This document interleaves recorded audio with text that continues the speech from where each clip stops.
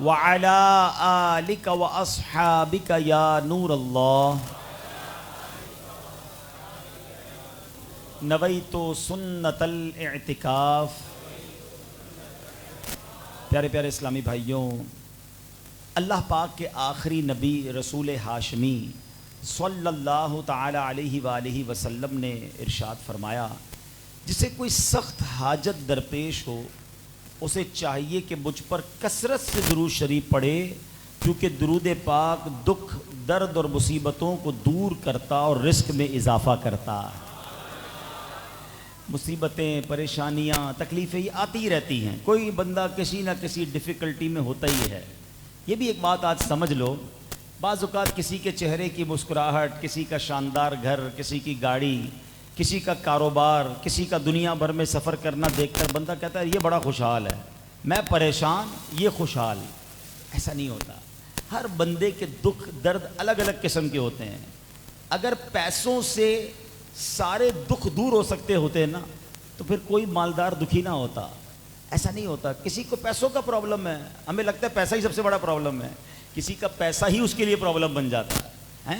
اس کے پاس مال ہے مگر صحت نہیں ہے، گھر کے مسائل، بچوں کے مسائل، فیملی کے مسائل، ڈیفیکلٹیز کے ساتھ ہی زندگی گزرتی ہے۔ یہ یاد رکھیں، وہ کہتے ہیں دور کے ڈھول سہانے، بندہ دور سے دیکھ کے کہتا ہے یہ سکھی میں پریشان۔ نہیں، اس جہاں میں 100% کوئی بھی سکھی نہیں ہوتا۔ پرابلم اچھا ابھی نہیں ہے، کوئی پرابلم نہیں ہے، تھوڑے دنوں بعد پھر آ جائے گی، کیونکہ زندگی کی گاڑی جو ہے نا وہ مسائل کے پہیوں پر ہی چلتی ہے۔ ہاں، ایک روایت اگر یاد رکھ لو نا تو کبھی بھی ٹینشن آئے گی تو پھر ٹینشن نہیں آئے گی۔ ہاں، وہ روایت یہ ہے کہ دنیا مومن کے لیے قید خانہ ہے اور کافر کے لیے جنت ہے۔ اچھا، یہ اس وسوسے کی بھی کاٹ ہو جائے گی۔ کچھ لوگ عجیب و غریب لوگ ہوتے ہیں نا، اپنی اپنی مرضی سے پتہ نہیں کیا کیا بول رہے ہوتے ہیں۔ یار دیکھو، یہ یورپ میں، امریکہ میں، یہ غیر مسلموں کو دیکھو، ان کے پاس کتنی چیزیں ہیں، پیسے بھی ہیں، امن بھی ہے، موسم بھی اچھا ہے، کوئی پرابلم نہیں ہے۔ میرے آقا نے تو 1450 سال پہلے فرما دیا تھا کہ دنیا مومن کے لیے قید خانہ اور کافر کے لیے جنت ہے، اور انشاءاللہ آخرت جو ہے مومن کے لیے جنت ہے، کافر کے لیے قید خانہ ہوگی۔ اب آپ کی مرضی ہے دنیا جنت بنانی ہے یا آخرت جنت بنانی ہے۔ یہ تو تھوڑی سی دنیا ہے نا، 50 60 70 سال، ادھر تو نہ ختم ہونے والی زندگی ہے۔ قرآن کہتا ہے ہم فیہا خالدون، ہمیشہ ہمیشہ رہیں گے، دیر از نو ایکسپائری ڈیٹ۔ جو اتنی بڑی نعمت ہمارا انتظار کر رہی ہے، زندگی میں تکلیف آئے تو اسے برداشت بھی کرنا ہے، صبر بھی کرنا ہے۔ اور دیکھو نبی پاک نے مصیبتوں سے نجات کا رستہ مجھے بتا دیا ہے، سولوشن کا حل بھی بتا دیا کہ دکھوں نے تم کو جو گھیرا ہو تو درود پڑھو، دکھوں نے تم کو جو گھیرا ہو تو درود پڑھو، جو حاضری کی تمنا ہو تو درود پڑھو۔ تو درود پاک چلتے پھرتے اٹھتے بیٹھتے اپنا وظیفہ بنا لیں، انشاءاللہ اب اس کی برکتیں دیکھیں گے۔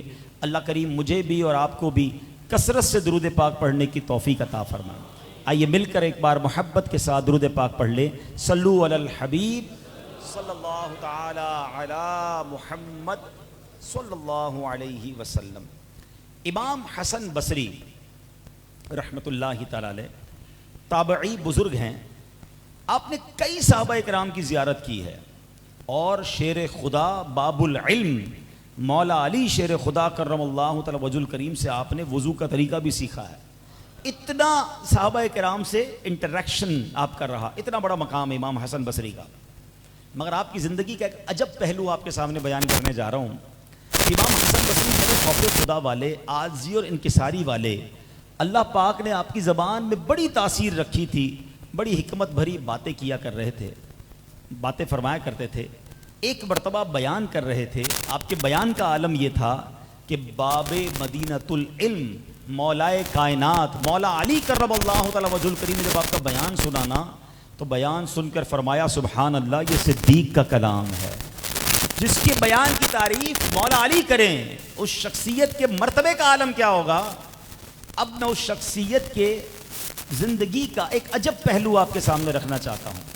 امام حسن بصری رحمۃ اللہ تعالی علیہ نے کہیں جانا تھا تو آپ دریائے دجلہ کے کنارے تشریف لائے، دریا پار جانے کے لیے کشتی کا انتظار کرنے لگے۔ اتنے میں حضرت حبیب عجبی رحمۃ اللہ تعالی علیہ آئے، انہوں نے پوچھا کہ حضور کہاں جانے کا ارادہ ہے؟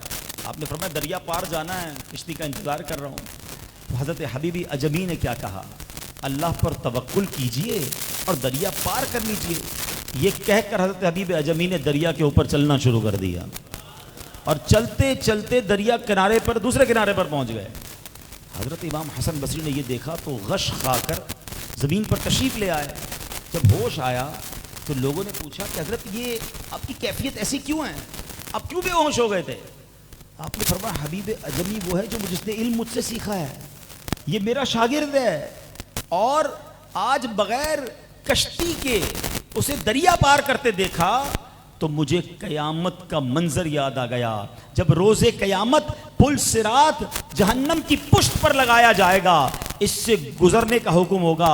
اگر وہاں بھی ایسا ہی ہوا، لوگ پل صراط سے گزر گئے اور میں محروم رہ گیا تو میرا کیا بنے گا؟ آپ نے جو کہا اور اس دہشت کی وجہ سے آپ کہتے ہیں کہ میں بے ہوش ہو گیا. چند دن کے بعد امام حسن بصری رحمۃ اللہ تعالی علیہ کی حضرت حبیب اجمی رحمۃ اللہ تعالی علیہ سے پھر ملاقات ہوئی. امام حسن بصری نے پوچھا کہ اے حبیب تم نے یہ رتبہ کیسے پا لیا، اتنا بڑا مرتبہ کیسے پایا؟ تو انہوں نے کیا کہا کہ حضور میں اپنے دل کی اصلاح کرتا رہتا ہوں. یہ سن کر امام حسن بصری نے عاجزی کرتے ہوئے فرمایا کہ افسوس لوگوں نے میرے علم سے فائدہ اٹھایا اور میں اپنے لیے کچھ نہ کر سکا. یہ بڑا غور کرنے والی بات ہے. یہ کون کہہ رہا ہے کہ جو مولا علی سے علم لے رہا ہے، مولا علی کی شاگردی اختیار کر رہا ہے، کئی صحابہ سے جن کی ملاقات رہی، مولا علی شیر خدا جن کے بارے میں فرماتے ہیں کہ کیا صدیق کا کلام ہے. اور سنو، امام حسن بصری بھی صاحب کرامت بزرگ تھے. آپ کے بارے میں آتا ہے کہ امام حسن بصری ایک بار نماز پڑھنی تھی، آپ نے پانی کے اوپر جائے نماز بچھائی اور اسی کے اوپر نماز پڑھنا شروع کر دی. ایک مرتبہ سفر حج کے دوران آپ نے اہل قافلہ کو کھجوریں عطا فرمائیں، اور جس قافلے والے نے کھجوریں کھائیں، ہر کھجور کے اندر سے جو گٹھلی نکلی وہ گٹھلی ساری سونے کی تھی. آپ ذرا سوچیں کہ اتنا بڑا مرتبہ ہے، لیکن عاجزی دیکھیں کہ میں کچھ نہیں کر سکتا، پیچھے رہ گئے.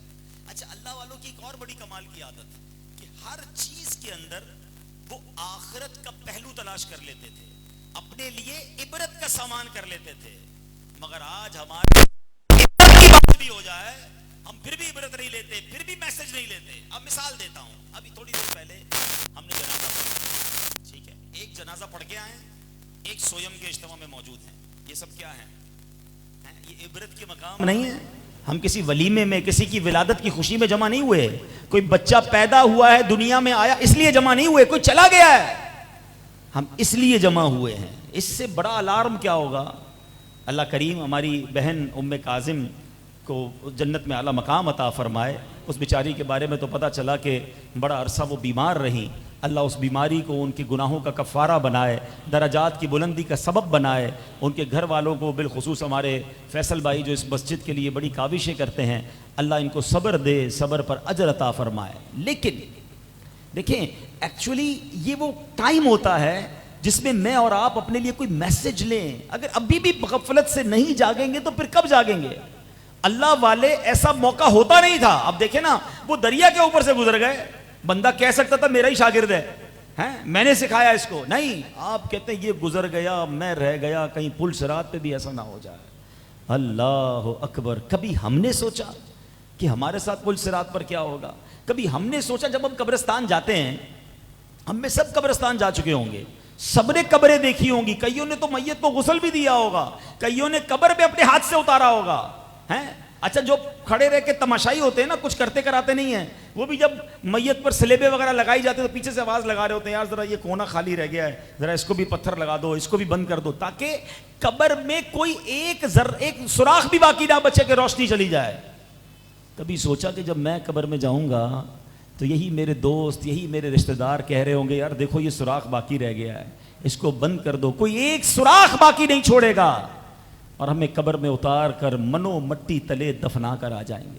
2 4 6 دن بات ہوتی ہے جناب، اس کے بعد دنیا کسی کے لیے رکتی نہیں ہے. کتنے آئے کتنے چلے گئے، ہم بھی چلے جائیں گے. کچھ دنوں تک کوئی یاد کرنے والا شاید یاد کر لے، پھر شاید ہم بھولی بسری داستان ہو جائیں گے. ہم ہوں گے، ہماری قبر ہوگی، مگر نہ جنازے میں، نہ میت میں، نہ قبرستان میں، نہ سویم میں ہم عبرت ہی نہیں لیتے. ارے لوگ ہنسی مذاق قبرستان میں کر رہے ہوتے ہیں، ہیں ابھی سویم کا اجتماع ختم ہوگا, سب اپنے اپنے کام سے فارغ. ارے یہ میسج لیا آپ نے کہ ایک خاتون ہمارے درمیان سے چلی گئی. میں ابھی جن کا جنازہ پڑھا رہا ہوں, پتہ 14 سال کی بچی تھی, 14 سال کی بیچاری وہ بیٹی تھی, شاید طبیعت خراب تھی ان کی, اب نارمل تھے. لیکن اچھا ایک اب نوجوان بھی بیٹھے نا, شیطان کا ایک اور وار, یار ابھی تو عمر پڑی ہے, کر لیں گے اللہ اللہ, ہم بھی اللہ کو راضی کر لیں گے, ہم بھی تیاری کر لیں گے. ارے جناب ایک بات یاد رکھیے, اس دنیا میں اور آپ ایک سیکوینس سے آئے ہیں, ترتیب سے آئے ہیں. پہلے کون آئے؟ میرے دادا, پھر کون آئے؟ میرے والد, پھر کون آئے؟ میں, پھر کون آئے؟ میرے بچے, پھر کون آئے گا؟ ان کے بچے. ایسا ہی ہے نا, سیکوینس, ترتیب. جانے کی ترتیب یہ ہو یہ ضروری نہیں ہے. دادا موجود ہوتا ہے, پوتا چلا جاتا ہے. اگر کوئی یہ سمجھتا ہے کہ جناب 60 70 80 سال کا ہو کر ہی مروں گا, یہ بھول ہے اس کی. ایک دن پہلے پتہ نہیں ہوتا. ابھی کراچی کی ایک بلڈنگ میں حادثہ ہوا, اللہ تعالیٰ اس حادثے میں جن کا نقصان ہوا, آگ لگی, ان سب کو نعم البدل عطا فرمائے. اس میں ایک نوجوان کی موت ہوئی. کتنی عبرت ہے. وہ نوجوان کتنے دنوں سے نوکری تلاش کر رہا تھا, اسے نوکری نہیں مل رہی تھی. اب وہ اس اسٹور میں گیا اسی دن, دیکھیں نصیب, اس دن جاتا ہے اور کہتا ہے مجھے نوکری کرنی ہے. انہوں نے کہا ٹھیک ہے آج ایک دن ہمارے ساتھ کام کر کے دیکھ لو. صبح 11:30 بجے آگ لگی ہے, شاید وہ 9 بجے گیا ہوگا, 8 بجے گیا ہوگا. 2 گھنٹے بعد آگ لگتی ہے, سارا اسٹاف فوراً باہر آ جاتا ہے. چونکہ وہ نیا تھا, اس کو راستہ ہی نہیں ملا باہر نکلنے کا, اور وہ وہاں انتقال کر گیا. یہ ہوتی ہے موت. جہاں لکھی ہے, جب لکھی ہے, ہم وہاں خود پہنچیں گے, کوئی نہیں روک سکتا موت کو. لیکن آپ کو میں عجب بات بتاؤں, جو مجھے بڑی حیرت ہوتی ہے اس بات پر, کہ موت کی بات کوئی نہیں کرتا ہے. ایک ایسی حقیقت ہے, ایک ایسی ریالٹی ہے, دنیا کا ہر مذہب مانتا ہے مرنا ہے. کوئی ایسا مذہب نہیں جو کہے بھائی موت نہیں آئے گی. دنیا کا سائنسدان ہو, پڑھا لکھا آدمی ہو یا جاہل ہو, وہ بھی کہتا ہے موت آئے گی. کوئی طبقہ, کوئی فرقہ, کوئی مذہب, کوئی رنگ, کوئی نسل ایسی نہیں جو یہ کہے کہ مرنا نہیں ہے.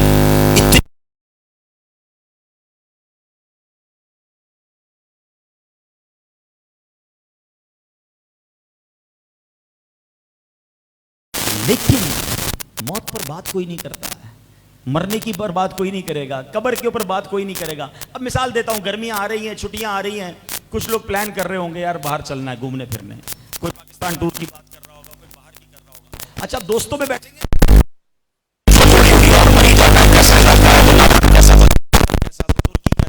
ابھی جانا نہیں ہے, جدھر جانے کا سوچ رہے ہیں اس پر بحث شروع, بات چیت شروع.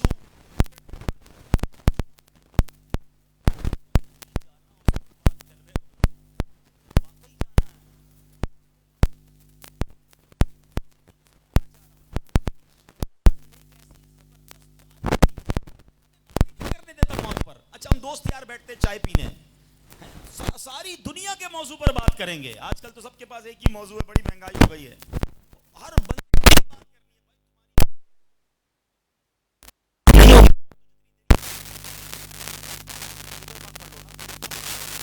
تو سامان کر لو, ادھر غریب ہو گئے ادھر تو امیر ہو جاؤ, ادھر بھی غریب ادھر بھی غریب, درود پاک پڑھو, ذکر اللہ کرو, وہ بھی نہیں کرنا اور فضول باتیں کرنی. لیکن موت پر بات نہیں کرتے. کبھی ایسا مرنے کے بعد کیا ہوگا, قبر کیسی ہوگی, ہم کیا ایسا کریں کہ ہماری قبر جنت کا باغ بن جائے. نہیں, یہ بات ہوگی کیا ایسا کریں کہ یار اچھا فلیٹ مل جائے, اچھا گھر مل جائے, ویسٹ اوپن مل جائے, کوئی نئی scheme. Nobody want to talk about this grave.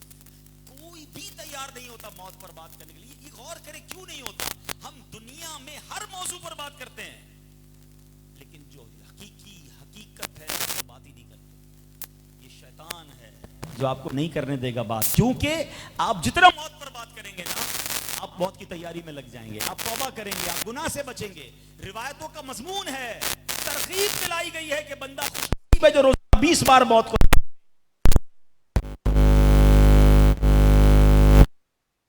کر رہے ہوتے ہیں, بھی کاروبار کی بات چل رہی ہوتی ہے. آپ کو پتہ ہے پہلے زمانے میں کیا ہوتا تھا, کسی کا, اچھا آج کسی کا جنازہ ہو اور آپ پہنچ جائیں اور آپ کہیں یار میں ذرا میت کے بھائی سے یا والد سے مل لوں, تو آپ کو تلاش دیکھتے ہیں یار کون رو رہا ہے یا کون جس کا موڈ آف ہے, یا سب لوگ مل رہے ہیں یار یہی میت کا رشتہ دار ہوگا, ایسے ہی تلاش کرتے ہیں.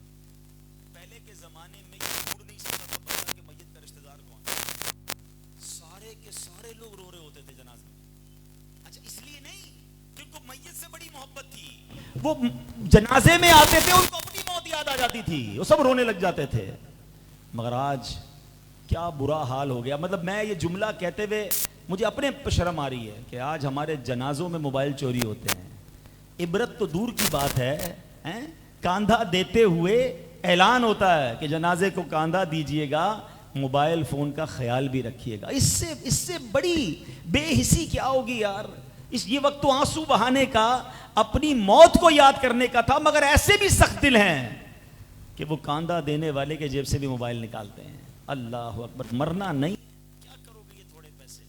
حرام کمانے والا سوچے, جھوٹ بولنے والا سوچے. ایک بات یاد رکھنا میرے پیارے اسلام بھائی, کفن میں کوئی تجوری, کفن میں کوئی جیب نہیں ہے, اور قبر میں کوئی تجوری نہیں ہے. ابھی تھوڑے دنوں پہلے برج خلیفہ, بہت بڑی بلڈنگ ہے, first 7 star hotel in the world, ٹھیک ہے, اس ہوٹل کے مالک جس نے بنائی اس امیر کا انتقال ہوا تھا. بڑی اچھی پوسٹ ایک سوشل میڈیا پہ آپ کی بھی نظر سے شاید گزری ہوگی کہ ایک طرف برج خلیفہ تھا اور دوسری طرف اس کی قبر تھی. دنیا کی سب سے مہنگی عمارت کا مالک اسی قبر میں گیا جہاں فٹ پاتھ پر مرنے والا بھی جائے گا. کوئی کیٹیگری تو نہیں بنی ہوئی نا میوا شاہ میں کہ بھائی یہ ارب پتی کی قبروں کا الگ جگہ ہے, تو غریبوں کی الگ ہے, تو لیاری والوں کی الگ, تو ڈیفنس والوں کی الگ. نہیں جناب, قبر ہر کسی کو ایک جیسی. کفن بھی ارب پتی کو بھی وہی لٹھے کا کفن ملے گا اور غریب کو بھی وہی لٹھے کا کفن ملے گا. مگر ہم ہیں کہ لگے ہوئے ہیں دنیا کے پیچھے, صبح شام پلاننگ, صبح سے شام ایک ہی ٹینشن کہ اگلے 5 سال بعد کیا ہوگا, 10 سال بعد کیا ہوگا, مروں گا تو کیا ہوگا.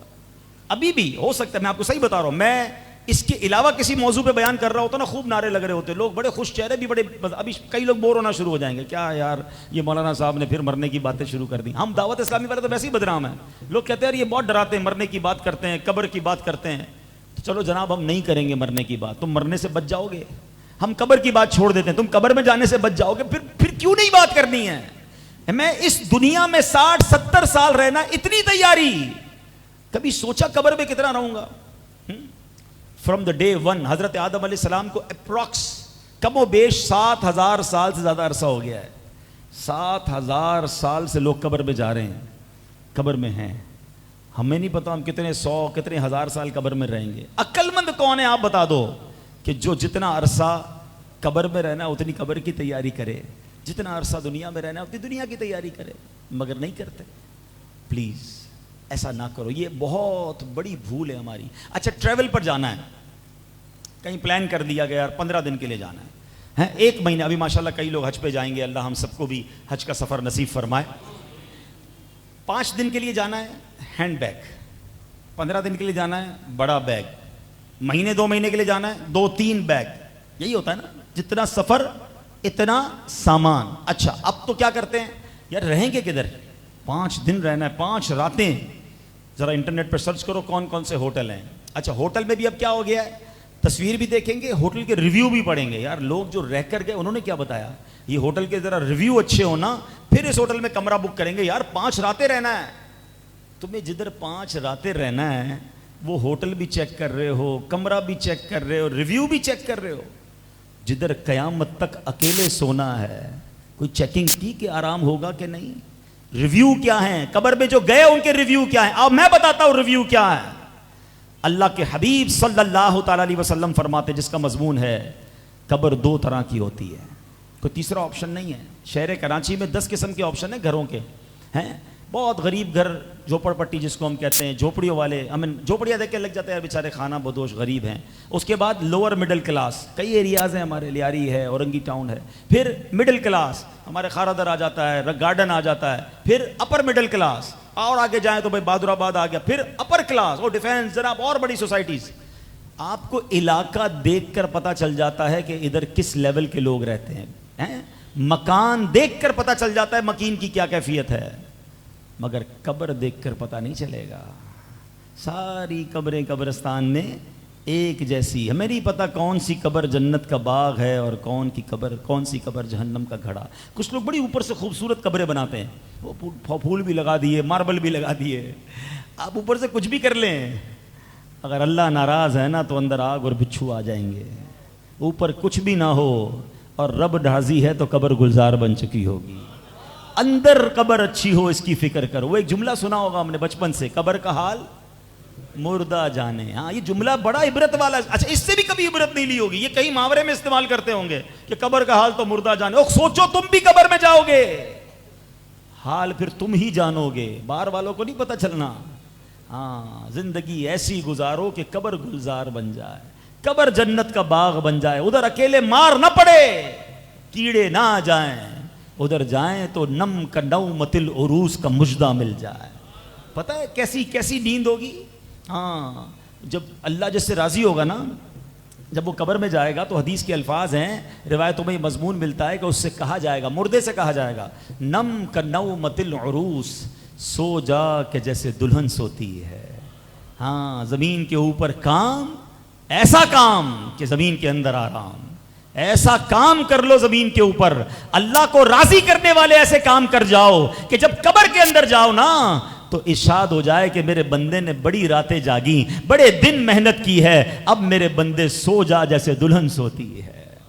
ہاں ادھر بڑا پلاٹ چاہیے. آؤ میں بتاتا ہوں, یہ قبر 2 گز سے بڑی نہیں ہے, اور جس سے رب ناراض ہوا نا یہ چوڑائی بھی ختم ہو جائے گی. حدیث پاک میں میرے آقا نے انگلیوں کو ملا کر فرمایا کہ جو بے نمازی ہوگا, اللہ ناراض ہوا, قبر اس طرح دبائے گی کہ اس کی پسلیاں ٹوٹ پھوٹ کر ایک دوسرے میں پیوست ہو جائیں گی. یہ دبا دے گی قبر اس کو. کبھی کسی عید والے دن تگڑے آدمی سے ملے ہوں گے آپ, وہ ذرا زور سے دبا دے تو چیخ نکل جاتی ہے. یہ قبر کیسے دبائے گی, جیسے پسلیاں ٹوٹ پھوٹ کر ایک دوسرے میں پیوست ہو جائیں گے. ایک وہ ہے, اور ایک وہ ہے کہ جس کے بارے میں فرمایا کہ جس سے اللہ راضی ہوگا نا اس کی قبر تا حد نگاہ وسیع ہو جائے گی. آپ تا حد نگاہ کو مطلب سمجھتے ہو؟ 200 500 1000 گز کی قبر نہیں ہو جائے گی, جہاں تک نگاہ جاتی ہے. آپ کبھی میدان میں کھڑے ہو جاؤ کھیتوں میں یا سمندر پر, آپ کی نگاہ کئی کلومیٹر دور تک جائے گی. فرمایا جدھر تک نگاہ جائے گی قبر اتنی بڑی ہو جائے گی. جنتی کفن آ جائے گا, جنت کی کھڑکی کھل جائے گی, جنت کی ہوائیں. ادھر اے سی نہ ہو تو نیند نہیں آتی, جنریٹر چاہیے, یو پی ایس چاہیے. یار ساری رات نہیں سویا کیونکہ لائٹ نہیں تھی. قبر میں کیسے سوئے گا جب آگ آ جائے گی؟ سوچو ادھر جنت کی کھڑکی ہے کہ نہیں, ادھر رب مجھ سے راضی ہے کہ نہیں. Please try to understand. کب تیاری کریں گے اب قبر کی؟ حضرت ابراہیم بن ادم رحمت اللہ تعالی کے پاس ایک شخص آیا, آ کر کہتا ہے حضور مجھ سے گناہ نہیں چھوٹ رہے. یہاں بھی ہو سکتا ہے میرا بھائی کوئی ایسا ہو جو کہتا ہے یار یہ بات تو ٹھیک کر رہے ہیں, قبر کی تیاری کرنی چاہیے, لیکن گناہ چھٹ نہیں رہے, کیا کروں, عادت ختم نہیں ہوتی. ایسا ہی ایک شخص حضرت ابراہیم بن ادم کے پاس آیا. کیا کمال کے 5 مشورے دیے آپ نے اس کو, زبردست. آپ نے فرمایا کام کرو, گناہ نہیں چھوٹ رہے. کہہ رہے نہیں چھوٹ رہے. ایسا کرو, گناہ کرنا ہو نا ایسی جگہ جا کے گناہ کر لو جہاں اللہ نہ دیکھ سکے تمہیں. ادھر چلے جاؤ جدھر رب نہ دیکھ سکے. کہتا ہے حضرت آپ یہ کیسی بات کر رہے ہیں, میں تو کہیں ایسی جگہ نہیں جا سکتا جہاں اللہ نہ دیکھ رہا ہو. رب کی رحمت کی نگاہ تو سب جگہ ہے. فرمایا اچھا چلو ایک کام کرو, گناہ کرنا ہے, بہت دل چاہتا ہے اللہ کی نافرمانی کرنے کا, اللہ کے ملک سے باہر نکل کے گناہ کر لو. جہاں جہاں اللہ کی سلطنت ہے نا اس سے باہر چلے جاؤ. کہتا ہے حضرت یہ کیسے پاسبل ہے, ساری دنیا اللہ کی ہے, میں جدھر بھی جاؤں گا وہ رب کا ہی ملک ہے. فرمایا اچھا چلو ایسا کرو, گناہ کرنا ہے, بہت دل چاہتا ہے گناہ کرنے کا, ایسا کرو کہ اللہ کا رزق کھانا چھوڑ دو. بری بات ہے نا, جس کا رزق کھاؤ اسی کی نافرمانی کرو. کہتا ہے حضرت یہ کیسے ہو سکتا ہے, جو کچھ مجھے مل رہا ہے وہ رب کا ہی تو ہے, میں اللہ کا رزق کھانا کیسے چھوڑ سکتا ہوں. فرمایا پھر ایسے کرو, گناہ کرنا ہے نا کر لو, جب ملک الموت آئے نا تو ان کو منع کر دینا میری روح قبض نہ کرو, ابھی مجھے توبہ کرنی ہے, توبہ کا ٹائم تو دو. تو کہتا ہے حضرت وہ تو ایک لمحہ نہیں رکیں گے, جو میری موت کا وقت ہے وہ تو آ کر رہے گا, میں کیسے منع کر سکتا ہوں. فرمایا پہ ایسا کرو, تمہیں نافرمانی کرنے کا, گناہ کرنے کا جی چاہتا ہے تو جب کر لو, لیکن جب قیامت کے دن فرشتے تمہیں جہنم کی طرف لے جانے لگے نا تو منع کر دینا میں نہیں جاتا. کہا حضرت کسی کے پاس یہ طاقت نہیں ہے کہ فرشتوں کو منع کر سکے, وہ تو گھسیٹ کر لے جائیں گے مجھے جہنم میں. اب حضرت ابراہیم بن ادم نے جو جملے کہے نا وہ سنیے گا غور سے. آپ فرماتے جب تم اللہ کی نگاہ رحمت سے چھپ نہیں سکتے, اللہ کے ملک سے باہر جا نہیں سکتے, اللہ کا رزق کھانا چھوڑ نہیں سکتے, قیامت کے دن فرشتوں کو انکار کر نہیں سکتے, ملک الموت کو اپنی روح قبض کرنے سے روک نہیں سکتے، تو پھر میرے بیٹے ایک ہی کام کرو کہ گناہ کرنا چھوڑ دو. یہی سبق ہمارے لیے ہے. اگر ہم یہ کام کر نہیں سکتے نا تو پھر گناہ چھوڑ دینا. ایک ہی طریقہ ہے، گناہ بھی کروں اور جنت میں بھی جاؤں، یہ تو نہیں ہو سکے گا. مجھے رب کو راضی کرنے والے کام کرنے ہوں گے. اور ایک بات یاد رکھیے گا، یہ موت جو ہے نا یہ بتا کر نہیں آتی. آگاہ اپنی موت سے کوئی بشر نہیں، سامان 100 برس کا ہے، پل کی خبر نہیں، ایک لمحہ پہلے نہیں پتا ہوتا. ابھی تھوڑے دنوں پہلے ایک اور ویڈیو وائرل ہوئی تھی کہ ایک مسجد کے امام صاحب خطبہ دے رہے ہیں. دیکھو یہ بھی تو موت ہے نا. میں کل بھی ایک 40ویں میں گیا، پہلے اس بات کو پورا کر لوں. مسجد کے امام صاحب خطبہ دے رہے تھے اور دوران خطبہ موت ہی کا بیان کرتے کرتے انہوں نے کلمہ پڑھا اور ان کی روح قبض ہو گئی. مسجد کے ممبر پر وضو کے عالم میں موت یہ بھی تو ہے نا. میں کل ایک 40ویں میں گیا بیان کرنے کے لیے. اللہ اکبر، کیا موت تھی. ہمارے FGRF کا، آپ نے دعوت اسلامی کے ڈپارٹمنٹ کا نام سنا ہوگا، ان کے پورے پاکستان کے ڈیزاسٹر مینجمنٹ کے نگران حاجی شفاعت اتاری، ان کے والد صاحب کو کیسے موت آئی. دونوں باپ بیٹے رمضان میں طواف کیا، عمرہ کیا، احرام کی حالت میں والد صاحب مستجاب پر بیٹھ کر تراویح پڑھی ہے، زمزم آخر پیا ہے، اور حرم کے گیٹ پر آتے ہیں اور ہارٹ اٹیک ہوا اور وہیں انتقال ہو گیا. مکہ پاک میں تدفین، رمضان کا مہینہ، وضو کا عالم، عمرہ کیا ہوا. حدیث پاک میں آتا ہے جس نے رمضان میں عمرہ کیا وہ ایسا گویا اس نے میرے ساتھ حج کیا. مکے اور مدینے کی فضیلتوں میں آتا ہے جو ان دونوں حرم میں سے کسی میں چلا جائے، انتقال کر جائے، نبی پاک فرماتے ہیں میں ان کی شفاعت کروں گا. یہ بھی تو موت ہے نا. اب میں اور آپ پہلے یہ ڈیسائیڈ کریں موت کون سی چاہیے، کلمے والی، سجدے والی، درود والی، قرآن پڑھتے ہوئے، اللہ کرے مدینے والی، یا سنیما والی، شراب والی، جوئے والی، گالی نکالتے نکالتے. پہلے ڈیسائیڈ کرو آپ کون سی موت چاہیے. اگر اچھی موت چاہیے، اب میں آپ کے سامنے 2 قسم کے بندوں کے ڈیلی روٹین رکھتا ہوں. ایک وہ ہے جو صبح سے لے کر شام تک ایک بھی نماز نہیں پڑھتا، ٹھیک ہے، جھوٹ بھی بولتا ہے، گالیاں بھی نکالتا ہے، حرام روزی بھی کماتا ہے، ماں باپ کی فرما برداری بھی نہیں کرتا، موبائل پر ٹی وی پر گندی چیزیں بھی دیکھتا ہے، فلمیں ڈرامے بھی دیکھتا ہے. اب پورے دن میں کبھی بھی موت آ سکتی ہے نا. ایسا ہی ہے، اس کو کبھی بھی موت آئے گی تو پاسبل ہے نا کہ کوئی نہ کوئی گناہ کا کام ہی کر رہا ہوگا، کیونکہ سارا دن یہی کر رہا ہے، نماز قضا کر رہا ہے، جھوٹ بول رہا ہے، گالیاں نکال رہا ہے، بے حیائی کر رہا ہے. ایک بندہ دوسرا ہے جو 5 وقت نماز پڑھتا ہے اور ماشاءاللہ 5 وقت مسجد میں آ کے پڑھتا ہے، با جماعت پڑھتا ہے، درود پاک پڑھتا ہے، قرآن پاک کی تلاوت بھی کرتا ہے، کبھی کبھی ماشاءاللہ مسجد میں درس میں بھی بیٹھ جاتا ہے، امام صاحب سورہ ملک سناتے ہیں سورہ ملک بھی سنتا ہے، ماں باپ کی ادب بھی کرتا ہے، حلال رزق کماتا ہے. ان دونوں میں سے جب کسی کو موت آئے گی تو خود ڈیسائیڈ کرو اس والے بندے کا کہ جو اچھے عمل کر رہا ہے موت کبھی بھی آئے گی، کوئی اچھا ہی کام کر رہا ہوگا نا. اگر اچھی موت چاہتے ہو، اچھی حالت میں موت چاہتے ہو تو اچھے کام کرنا شروع کر دو. تیار رہو موت کے لیے. یہ نہ کہو کہ بھائی ابھی بہت ٹائم پڑا ہے، روزانہ تیار رہو کہ اگر آج بھی موت آئے گی تو انشاءاللہ قبر میں جاؤں گا تو قبر جنت کا باغ بن جائے گی. جو سنتوں پر عمل کر کے نمازیں پڑھتے ہوئے اللہ کو راضی کر کے قبر میں گیا اسے کوئی ٹینشن نہیں ہے. میرے اعلیٰ حضرت کہتے ہیں کہ قبر میں لہرائیں گے تا حشر چشمے نور کے، جلوہ فرما ہوگی جب طلعت رسول اللہ کی. ارے عاشق رسول تو انتظار میں ہے موت کے، ہیں کیونکہ موت ہوگی تو سرکار کا دیدار ہوگا نا. جان دے دو وعدہ دیدار پر، جان دے دو وعدہ دیدار پر، نقد اپنا دام ہو ہی جائے گا. ایک اور شاعر لکھتے ہیں نا، قبر میں سرکار آئیں تو میں قدموں پر گروں، گر فرشتے بھی اٹھائیں تو میں ان سے یوں کہوں اب تو پائے ناز سے میں اے فرشتوں کیوں اٹھوں، مر کے پہنچا ہوں یہاں اس دل ربا کے واسطے. ارے جو ایسی زندگی گزارے اسے ٹینشن نہیں موت کی، ٹینشن ہمیں لینی ہے جن کے گناہ ختم نہیں ہو رہے ہیں، جن کی خطائیں کم نہیں ہو رہی. اچھا ایک اور بات، یہاں اسٹوڈنٹ بھی بیٹھے ہوں گے، اسٹوڈنٹ کو جیسے جیسے امتحان قریب آتا ہے نا ٹینشن بڑھتی جاتی ہے، رات بھی جاگ رہے ہوتے ہیں، پریشان بھی ہوتے ہیں. ایسا ہی ہے نا. آپ کو پتہ ہے قبر میں بھی ایک ٹیسٹ ہونا ہے. ہاں اچھا، یہاں دنیا میں جس کا ٹیسٹ ہونا ہے نا اس کی 3-4 کانسیکوینسز سمجھو ذرا. ڈیٹ پہلے سے پتا ہے، میٹرک کا امتحان ہے یا جناب فرسٹ ایئر کا، سیکنڈ ایئر کا. اچھا ہم جو لوگ امتحان نہیں دے رہے نا لیکن مذہبی لوگ، امام صاحب کے ساتھ بھی ایسا ہی ہوگا، ہمیں پتہ چل جاتا ہے آج کل امتحانات ہو رہے ہیں.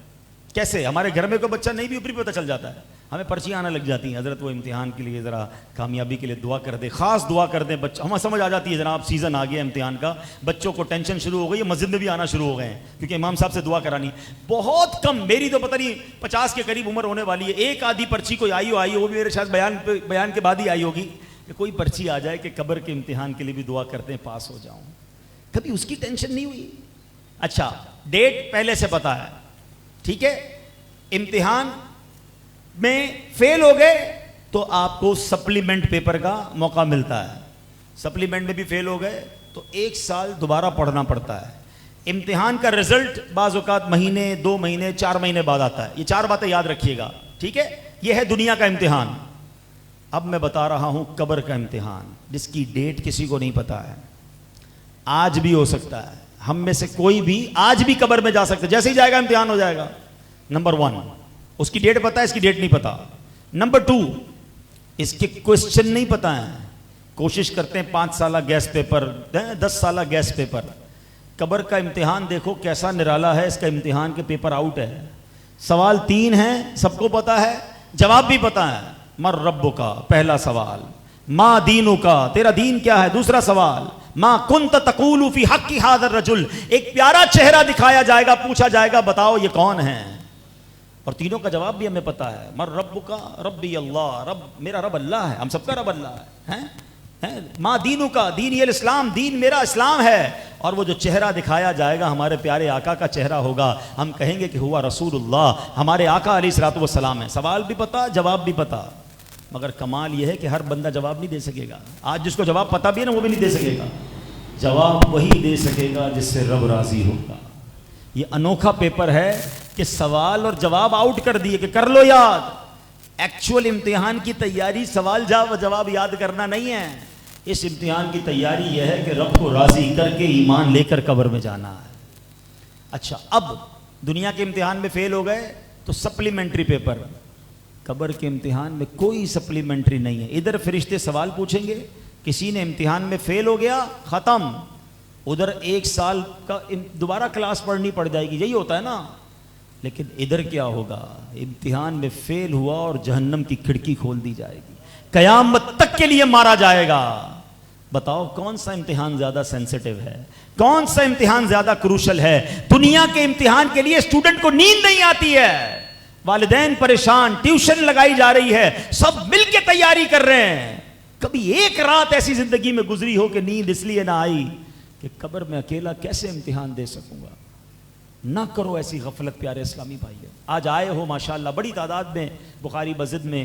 اس مسجد سے تو میری بڑی یادیں وابستہ ہیں. بچپن میرا اسی علاقے میں گزرا ہے. ہمارے والد صاحب خود اس کمیٹی میں رہے ہیں اور ماشاءاللہ آج بڑی تعداد میں آپ لوگ آئے ہیں. آج نیت کر کے جائیں. کب تک غفلت میں رہیں گے؟ مرنا ہم سب نے.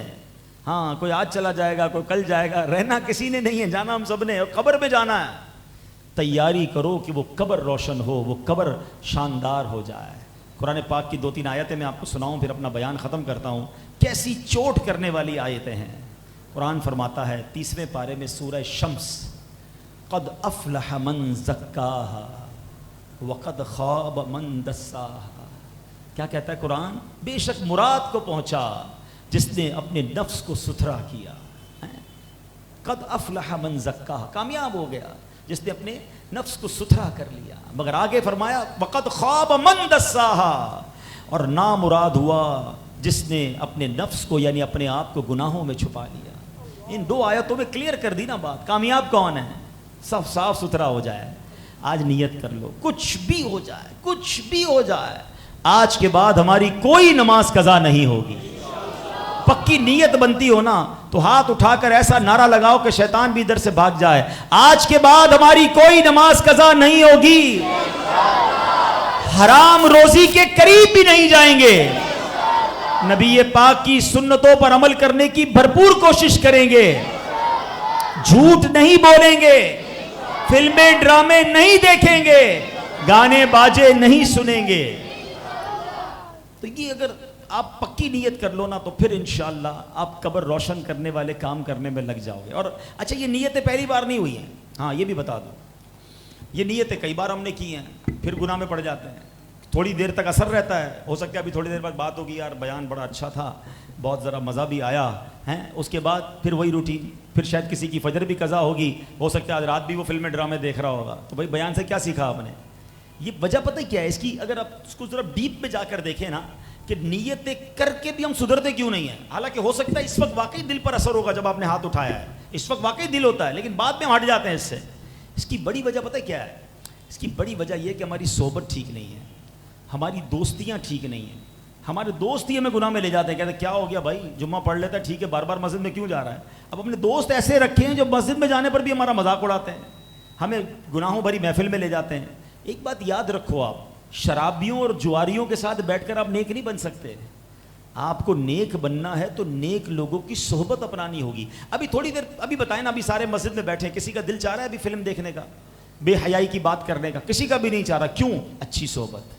آپ اچھی جگہ بیٹھے, آپ کو خیال بھی اچھے آ رہے ہیں. اس کی جگہ یہیں سے اٹھ کر کسی ڈانس کلب میں چلے جائیں جو سب ناچ رہے ہیں گا رہے ہیں, تو آپ کا دماغ بھی وہی سوچنے لگ جائے گا. ایگزیکٹلی ماحول کا اثر ہوتا ہے. آپ اپنا ماحول اچھا کریں, اپنی گیدرنگز اچھی کریں. یقین کریں جب سارے لوگ نیکیاں کر رہے ہو نا, ہمیں بھی نیکیاں کرنا آسان لگتا ہے. اکیلا بندہ ہو اور سارے بے نمازی بیٹھے ہو, دوست بیٹھ یار بعد میں پڑھ لیں گے, اس کی نماز بھی چلی جاتی ہے. صحبت صالح ترا صالح کنند, اچھے کی صحبت تجھے اچھا بنائے گی. صحبت طالح ترا طالح کنند, برے کی صحبت تجھے برا بنا دے گی. اب آپ چیک کر لو, اگر آپ نے آج طے کر لیا ہے نا مجھے اچھا بننا ہے, مجھے موت کی تیاری کرنی ہے, مجھے نمازی بننا ہے, مجھے قبر روشن کرنی ہے, تو پھر یہ برے دوست چھوڑ دو. آپ اچھے دوست ہیں نا آج کے دور میں دعوت اسلامی والے. دیکھو نا آج اتنے سارے کیوں آئے ہیں. ہماری ایک بہن تھی نا, اتاریہ تھی ماشاءاللہ, دعوت اسلامی والی تھی. آج ان کے اصالے ثواب کے لیے دور دور سے لوگ آ گئے. دعوت اسلامی والوں کو میں آپ کو کمال بتاؤں, یہ مرنے کے بعد بھی نہیں بھولتے ہیں. زندگی میں بھی ہمیں گناہوں سے بچاتے ہیں, ہم مر جائیں تو ہمیں اصالے ثواب بھی کرتے رہتے ہیں. ارے باقی سب کو چھوڑ دو یار, پیر و مرشد کو دیکھو, کون سی دعا ہے جس میں مریدین کے لیے دعا نہیں کرتے ہیں. مرحوم مبلغین, مرحوم مبلغات, معروم دعوت اسلامی والوں کو ہر مدنی مذاکرے میں اصالے ثواب کرتے ہیں. ایسا ماحول کدھر ملے گا بھائی؟ تو پلیز اس مدنی ماحول سے وابستہ ہوں, مدنی قافلوں میں سفر کریں, اجتماعات میں شرکت کریں.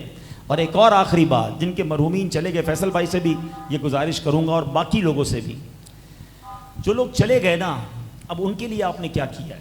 وہ تو چلے گئے اکیلے قبر میں, اب آپ ان کے لیے ایصال ثواب کریں. صدقہ جاریہ والے کام, بہت سارے کام ہیں تلاوت کر کے, جیسے آج اجتماع ہوا ہم ثواب پہنچائیں گے. ایک اور کام یہ ہے کہ صدقہ جاریہ والا کام, کوئی مسجد بنا دیں, کوئی مدرسہ بنا دیں, کوئی کنواں کھدوا دیں, کوئی درخت لگا دیں. اللہ کی رحمت سے سارے صدقہ جاریہ والے کام بھی دعوت اسلامی کر رہی ہے. آپ دعوت اسلامی والوں کے ساتھ مل کر اپنے مرحومین کے لیے کوئی ایسی ثواب کی فیکٹری لگا دیں. دیکھو امی ابو جن کے چلے گئے نا, انہوں نے تو روز کھلایا تھا نا, ناغا کسی دن نہیں کیا تھا, روز ہماری خدمت کی جب تک وہ زندہ رہے. اب ہم کیا روز اصالے ثواب کر رہے ہیں؟ نہیں. سوئم تک تو یاد رہے تھے, پھر 40ویں میں یاد آئی, پھر ایک آدھ 2 برسیاں منا لیں, اس کے بعد ہم اپنے کاروبار میں لگ گئے. وہ تو اکیلے ہیں نا قبر میں. ہمیں یہ سوچنا چاہیے کہ میری طرف سے میری ماں کو, میرے والد کو, میرے بھائی کو, جس کی زوجہ چلی گئی, روز ثواب پہنچنا چاہیے. وہ تو اکیلے ہیں نا قبر میں. ایسا کام کر لو کہ تم پہنچاؤ نہ پہنچاؤ, ثواب اسے قبر میں پہنچتا رہے گا انشاءاللہ. اب یہ بخاری مسجد ہے نا, اس کو بنانے والے کئی ہیں جو دنیا سے چلے گئے, مگر قیامت تک جب تک اس میں نماز ہوتی رہے گی, اذان ہوتی رہے گی. آج یہ اجتماع بھی جو ہو رہا ہے نا, جن نے اس مسجد میں حصہ ملایا, مجھے اللہ کی رحمت سے امید ہے سب کو قبر میں بھی ثواب کا تحفہ پہنچ رہا ہے. ایسا کام کرو نا, اپنے لیے بھی کرو, اپنے مرحومین کے لیے بھی کرو. یہ وہی بات ہے کہ قبر کی تیاری, آخرت کی تیاری کا میں بہترین طریقہ بتا رہا ہوں آپ کو. ہاں, آپ کی جتنی اللہ نے استطاعت دی ہے, پوری مسجد نہیں بنا سکتے, مسجد میں ایک اینٹ لگا دو, لیکن اس صدقہ جاریہ والے کام میں اپنا حصہ ملا دیا کرو, خاص طور پہ اپنے مرحومین کے لیے. حدیث پاک کا مضمون ہے, جو اللہ کے لیے مسجد بناتا ہے, اللہ اس کے لیے جنت میں گھر بناتا ہے. ہاں, میں ایک جگہ بیٹھا تھا, میں نے کہا ایک ایڈریس کیوں بتاتے ہو اپنا, کوئی پوچھے کدھر گھر ہے, یہ بھی بتایا کرو خارا در میں بھی گھر ہے اور میرا ایک جنت میں بھی گھر ہے. میرے نبی نے کہا ہے کہ جو مسجد بناتا ہے اس کے لیے جنت میں گھر ہوگا. اللہ کی رحمت سے مسجد بنا دی ہے, میرا جنت میں بھی گھر ہے. ایک صاحب سے میں ملا لاہور میں, بہت بڑی اللہ پاک نے ان کو نوازا تھا, بڑے بزنس مین تھے. مجھے تو ایک بات سکھا دی انہوں نے, کہتے ہیں میں نے 5 بچے, میرے 5 بیٹوں کے لیے میں نے دنیا میں بھی گھر بنا دیے, جنت میں بھی گھر بنا دیے. کیسے؟ کہتے 5 کوٹھیاں ادھر بنا دی ہیں, بچے بڑے ہوں گے تو ان کے گھر بنیں گے, اور 5 بچوں کے نام پہ 5 مسجدیں بھی بنا دی ہیں. یہ ہے پیسہ ہے تو پلاننگ کرو نا, یہ پیسہ ادھر ہی چھوڑ کے جانا ہے, ادھر بھیج دو نا, جنت کے گھر تیار ہو جائیں گے. تو جب اللہ کریم نے ہمیں موقع دیا, اور مزے کی بات دیکھو, ایسا نہیں ہے کہ یہ ثواب صرف امیروں کے لیے ہے. ایک اور حدیث پاک سن لو, دل خوش ہو جائے گا. نبی پاک علیہ الصلوۃ والسلام فرماتے, جس کا مضمون ہے جس نے چڑیا کے گھونسلے جتنی بھی مسجد بنائی, اللہ اس کو بھی جنت میں محل عطا فرمائے گا. میں نے جب یہ حدیث پہلی بار پڑھی تو میں نے مفتی صاحب کو کال کی, میں نے کہا چڑیا کے گھونسلے جتنی مسجد کون سی ہوتی ہے؟ اس حدیث کا مطلب کیا ہے؟ اللہ سلامت رکھے ہمارے مفتیان کرام کو, فرماتے چڑیا کے گھونسلے جتنا بھی حصہ, یعنی ایک آدھی اینٹ بھی جو مسجد میں لگا دے گا, میرا رب اسے بھی جنت میں محل عطا فرمائے. پھر بھی نہیں کرتے, پھر بھی نہیں اعلان ہوگا مسجد کے لیے, جیب میں پیسے پڑے ہیں, نکلتے ہی نہیں ہیں. ارے یہ تمہارے اکاؤنٹ میں جا رہے ہیں, تھوڑے تھوڑے دیتے رہا کرو, مزے میں رہو گے انشاءاللہ ادھر بھی. اللہ کرے دل میں اتر جائے میری بات, اور اللہ ہمیں اپنے مرحومین اور اپنے لیے صدقہ جاریہ کی خود فکر کرنے کی توفیق عطا فرمائے. اللہ اس مسجد کو شاد و آباد رکھے, اس کو آباد کرنے والوں کے گھروں کو آباد رکھے. ہم میں سے جن کے والدین رشتہ دار دنیا سے چلے گئے, رب کریم ان سب کی مغفرت فرمائے, اور بالخصوص ہمارے بھائی فیصل میاری بھائی کے بچوں کی والدہ کی بے حساب مغفرت فرمائے. آمین بجاہ النبی الامین صلی اللہ تعالی علیہ وسلم. صلو علی الحبیب صلی اللہ تعالی علی محمد صلی اللہ تعالی علیہ وآلہ وسلم. پیارے اسلامی بھائیو, ہم مسلمان ہیں. مسلمان کا سب سے قیمتی سرمایہ اس کا ایمان ہے. علماء فرماتے ہیں ایمان کی حفاظت کا ایک ذریعہ یہ بھی ہے کہ کسی پیر کامل سے دنیا میں مرید ہو جایا جائے. الحمدللہ عز وجل شیخ طریقت امیر اہل سنت آفتاب قادریت مہتاب رضویت حضرت علامہ مولانا ابو بلال محمد الیاس عطار قادری رضوی ضیائی دامت برکاتہم العالیہ قادری سلسلے میں بیعت فرماتے ہیں. اور قادری سلسلے کی تو کیا ہی بات ہے, قادری سلسلے کے عظیم پیشوا حضور غوث پاک رضی اللہ تعالی عنہ فرماتے ہیں, میرا کوئی مرید بغیر توبہ کیے نہیں مرے گا. الحمدللہ عز وجل ہماری خوش نصیبی ہے کہ اس وقت دعوت اسلامی کی مرکزی مرکزی شورا کے رکن حاجی عبدالحبیب بھائی اس وقت جلوہ گر ہیں. اور الحمدللہ شیخ طریقت امیر اہل سنت کی جانب سے انہیں اجازت ہے کہ یہ شیخ طریقت امیر اہل سنت کے سلسلے میں بیعت کروا سکتے ہیں. تو تمام شرکاء اجتماع کو مشورہ دوں گا کہ ان کے ذریعے آئیے اجتماعی طور پر توبہ بھی کر لیتے ہیں اور امیر اہل سنت کے مریدوں میں شامل ہو جاتے ہیں. میرے وہ اسلامی بھائی جو مرید ہونا چاہیں, جس طرح میں دہراتا جاؤں کہتا جاؤں, آپ دہراتے جائیے. بسم اللہ الرحمن الرحیم. الصلاۃ والسلام علیک یا رسول اللہ وعلی آلک واصحابک یا حبیب اللہ. لا الہ الا اللہ محمد الرسول اللہ صلی اللہ تعالی علیہ وسلم. توبہ کرتا ہوں میں اپنے تمام پچھلے گناہوں سے, اور وعدہ کرتا ہوں میں کہ آئندہ شریعت پر چلوں گا, بد مذہبوں اور برے لوگوں کی صحبت سے بچتا رہوں گا, نماز روزے کی پابندی کرتا رہوں گا, والدین کی نافرمانی, جھوٹ, غیبت, چغلی, وعدہ خلافی, گالی گلوچ, فلمیں ڈرامے, گانے باجے, بے پردگی وغیرہ وغیرہ گناہوں سے بچتا رہوں گا. اے اللہ میری اس توبہ کو قبول فرما اور مجھے میرے وعدے پر ثابت قدم رکھ. مرید ہوتا ہوں میں خاندان عالی شان قادریہ رضویہ عطاریہ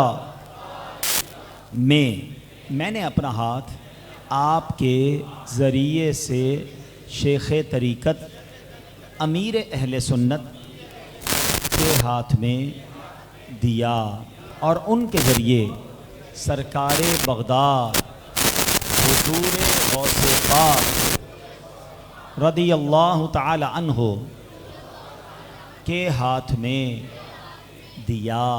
اے اللہ مجھے جناب غوث اعظم کے مریدوں میں قبول فرما، اور کل قیامت میں غوث پاک کے غلاموں میں اٹھا۔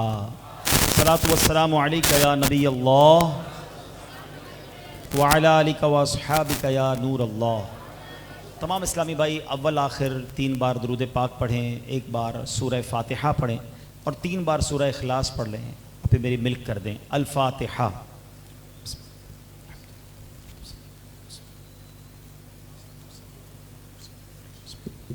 الحمدللہ رب العالمین۔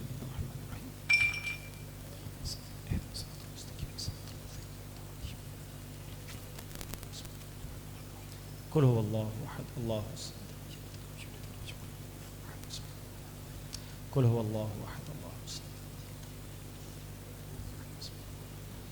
قل هو اللہ احد اللہ الصمد صلاۃ والسلام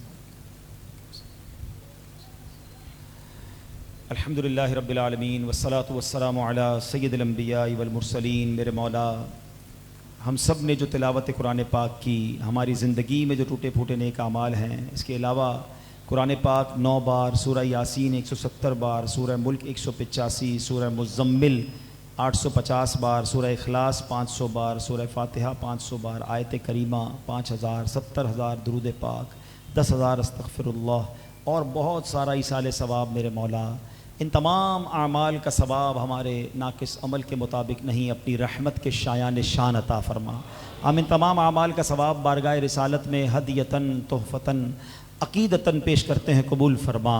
پیارے آقا کے وسیلہ جلیلہ سے تمام انبیاء کرام، صحابہ کرام، بالخصوص والدین مصطفیٰ، ازواج مطہرات، شہدائے کربلا، شہدائے بدر، شہدائے احد کی بارگاہ میں پیش کرتے ہیں، قبول فرما۔ تمام تابعین، تبع تابعین، تمام اولیاء کاملین، بالخصوص پیران پیر سید شیخ عبد القادر جیلانی رحمۃ اللہ تعالی علیہ، اور بخاری مزار میں یہاں پر جو مزار شریف ہے، ان بزرگ کی بارگاہ میں پیش کرتے ہیں، قبول فرما۔ اے اللہ، تمام مسلمین، تمام مسلمات، خصوصاً بالخصوص ام کاظم رضا، ہماری مرحومہ بہن، جن کے اثار ثواب کے لیے ہم جمع ہوئے، اور ان کے والد صاحب ہمارے صدیق بھائی جو اس مسجد میں بہت انہوں نے خدمت کی، اور ان کے بھی والد، اللہ ان سب کو اس کا اثار ثواب کرتے ہیں، قبول فرما۔ ہم میں سے جن کے والدین، رشتہ دار دنیا سے چلے گئے، ان سب کی ارواح کو بھی پیش کرتے ہیں، قبول فرما۔ اے اللہ، آج کا یہ اجتماع ہماری مغفرت کا ذریعہ بنا دے، ہماری زندگی میں تبدیلی کا ذریعہ بنا دے۔ اے کریم، ہم نے نیتیں کی ہیں، نیتوں پر اب تو نے ہی استقامت دینی ہے، مولا ہمیں 5 وقت کا نمازی بنا دے، حرام روزی سے ہمیں بھی بچا، ہماری نسلوں کو بھی محفوظ فرما، فقط رزق حلال عطا فرما، اور رزق حرام میں برکت بھی عطا فرما۔ اے اللہ، ہمیں صحت والی، عافیت والی، نیکیوں والی زندگی عطا فرما، اپنے در کے سوا کسی کا محتاج نہ کیجیو۔ زندگی کی آخری نماز بھی کھڑے ہو کر مسجد میں ادا کریں، ساری زندگی جیلوں، عدالتوں، ہاسپٹل کے چکروں سے محفوظ فرما، قرض داروں کے قرضے اتر جائیں، بے اولادوں کو نیک اور صالح اولاد دے دے۔ اے اللہ، جن کو اولاد دی ہے ان کو اولاد کا سکھ بھی نصیب فرما، جن بچے بچیوں کے رشتے ہو گئے، اچھے اور نیک رشتے ان کو گھروں میں خوشیاں عطا فرما، اور جن کے رشتے ہونا باقی ہیں، اچھے اور نیک رشتے عطا فرما۔ اے اللہ، جو تڑپ رہے ہیں انہیں مکہ دکھا دے، مدینہ دکھا دے، اسی سال حج بھی نصیب فرما۔ اے کریم، سب کے روزی روزگار میں برکت ڈال دے۔